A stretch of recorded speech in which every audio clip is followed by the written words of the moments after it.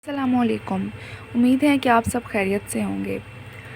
आज से जो हमारा सेशन है वो 10th की मैथमेटिक्स है, उसका जो है ना हम सेशन स्टार्ट करेंगे, जिसमें हम इसको अच्छे तरीके से इसको डिफ़ाइन इनके देखेंगे और क्वेश्चन सॉल्व करेंगे। तो जो चैप्टर नंबर 1 है 10th की मैथमेटिक्स का, उसमें पहला आर्टिकल है क्वाड्रेटिक इक्वेशन के ऊपर। तो सबसे पहले हम इसकी डेफिनेशन और इसका बेसिक कॉन्सेप्ट समझते हैं। फर्स्ट ऑफ ऑल इसकी डेफिनेशन रीड करते हैं कि an equation which contains the square of the unknown variable.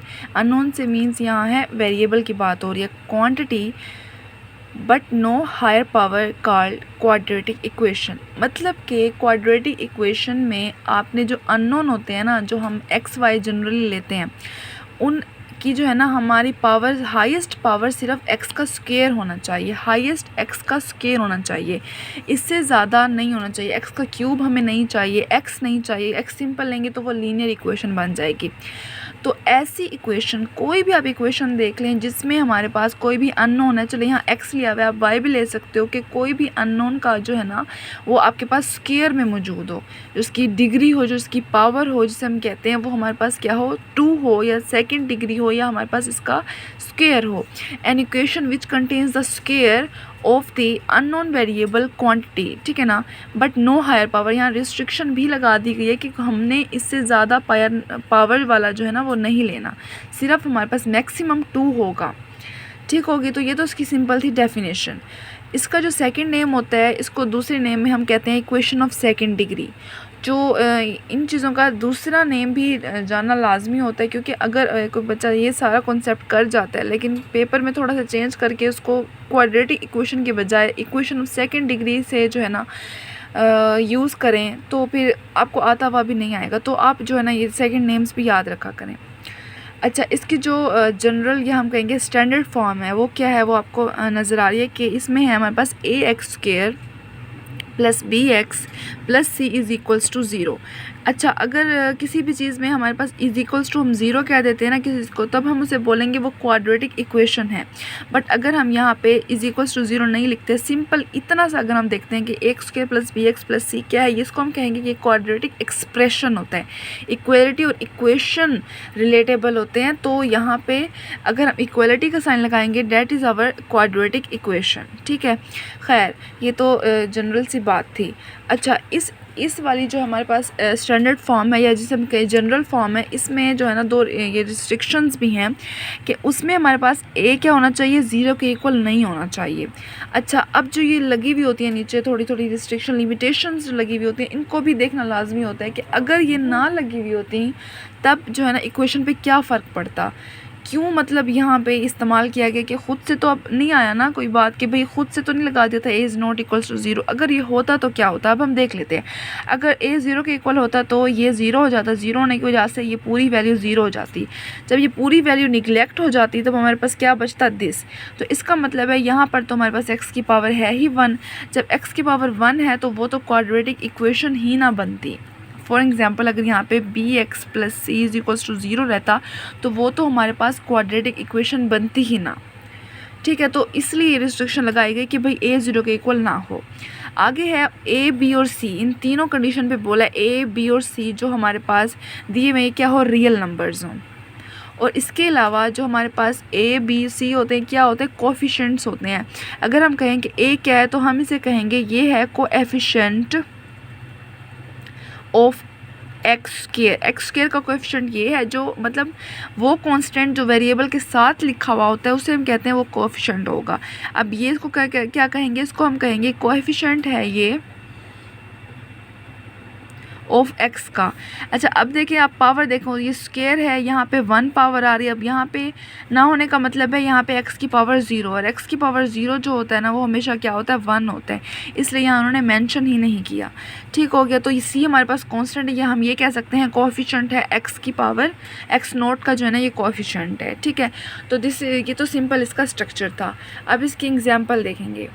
इसमें दिया हुआ है कि x square minus 7x plus 6 is equals to 0। तो क्या ये क्वाड्रेटिक इक्वेशन है? Yes, it's is a quadratic equation, क्योंकि हमारी शर्त पूरी है कि भाई जो हमारे पास हाईएस्ट डिग्री है इसकी वो क्या है, 2 है, या सेकंड डिग्री है, या इसका स्क्वायर है एक्स का।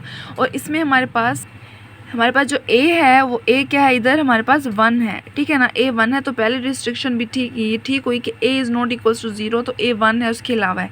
यहाँ पर जो b है वो हमारे पास क्या है, ये है -7, और जो c हमारे पास वो है 6, ठीक है। तो this is a quadratic equation, simple इसकी एग्जाम्पल थी।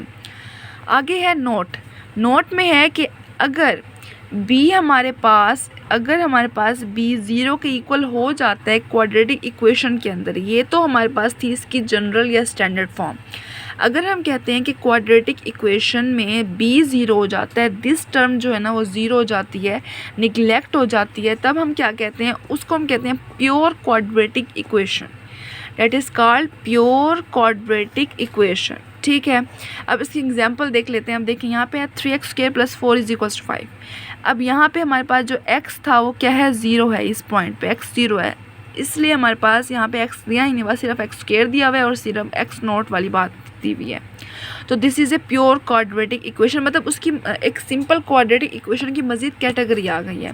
अब ये है, ये भी सिंपल हमारे पास प्योर होगा, और ये है, ये भी हमारे पास प्योर होगा। यहाँ पर तो c भी, यहाँ पर जो x0 ही नहीं दिया हुआ, मतलब समझे c ही हमारे पास नहीं है। तो हमारी जो रिस्ट्रिक्शन थी वो यही थी कि भाई b 0 के इक्वल हो लाजमी, c चाहे हो या ना हो। यहाँ पे अब हैं तब भी ये प्योर है, और यहाँ पर नहीं है b मौजूद तब भी ये प्योर क्वाड्रेटिक इक्वेशन है।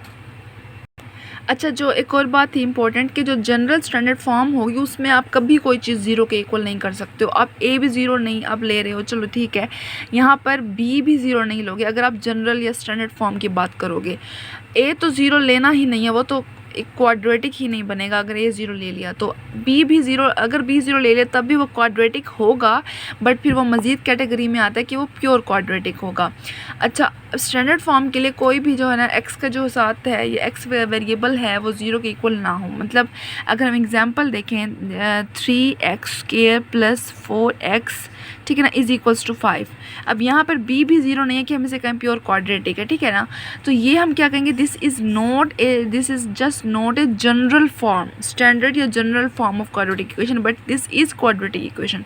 ये क्वाड्रेटिक इक्वेशन तो है, लेकिन ये क्वाड्रेटिक इक्वेशन की जनरल फॉर्म नहीं है, ठीक है।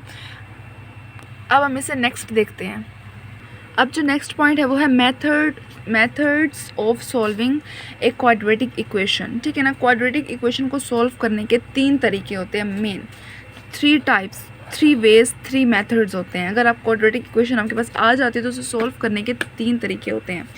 बाय फैक्टराइजेशन, अभी जस्ट आप नाम पर देखते जाएं, bye completing square and bye formula, ठीक है। ये अगर तो वो आपको क्वेश्चन में मेंशन करते हैं कि भाई सॉल्व दिस, या सॉल्व करना है आपने बाय फैक्टराइजेशन, तब तो आप पे रिस्ट्रिक्शन लग गई है कि आपने फैक्टराइजेशन ही जो है ना यूज़ करते हुए आपने वैल्यू निकालनी है। कंप्लीटिंग स्क्वायर के लिए भी वही बात, कि फार्मूले के लिए भी वही बात कि अगर रिस्ट्रिक्शन लगा दें तब तो हमने उसी को ही लेकर चलना है। लेकिन अगर वो सिंपल कहते हैं सॉल्व दिस क्वाड्रेटिक इक्वेशन, तब आपके पास 3 में से कोई भी एक रास्ता होता है।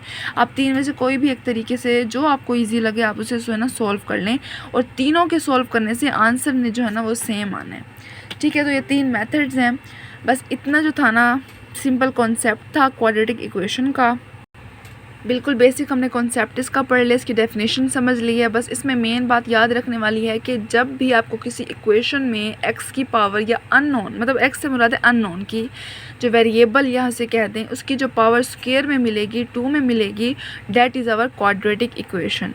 अब जो है ना नेक्स्ट में इंशाल्लाह हम इसकी जो है ना क्वेश्चन सॉल्व करेंगे, एक्सरसाइज 1.1 पे चलेंगे। Thank you.